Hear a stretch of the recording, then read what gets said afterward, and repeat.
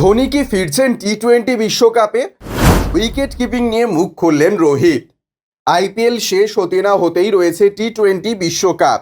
চলতি মাসের শেষেই অথবা মের 1 তারিখেই ঘোষণা হতে পারে ভারতের বিশ্বকাপের দল। ভারতের উইকেট কিপারের জায়গা নিয়ে একাধিক প্লেয়ারের লড়াই রয়েছে। তবে এবার সেই লড়াইয়ে প্রাক্তন ভারত অধিনায়ক MS ধোনিকে নিয়ে এলেন খোদ বর্তমান অধিনায়ক রোহিত শর্মা।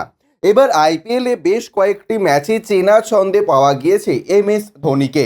মুম্বাই এর ম্যাচে ধোনির 4 বলে 20 রানের ইনিংস জয়ের হ্যাট্রিক দেখার পরেই উচ্ছ্বসিত ফ্যানেরা।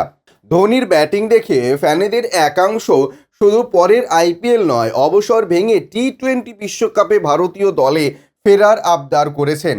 এবার এক সাক্ষাৎকারে ধোনির ভূয়সী প্রশংসা করার পাশাপাশি রোহিত শর্মা মজার ছলে বলেছেন, আমাদের বিরুদ্ধে 4 বলে 20 রানের অনবদ্য ইনিংস খেলল, তবে ওকে ওয়েস্ট ইন্ডিজে টি-20 বিশ্বকাপে নিয়ে যাওয়ার বিষয়ে রাজি করানো খুব কঠিন। ও ক্লান্ত ও বিধ্বস্ত।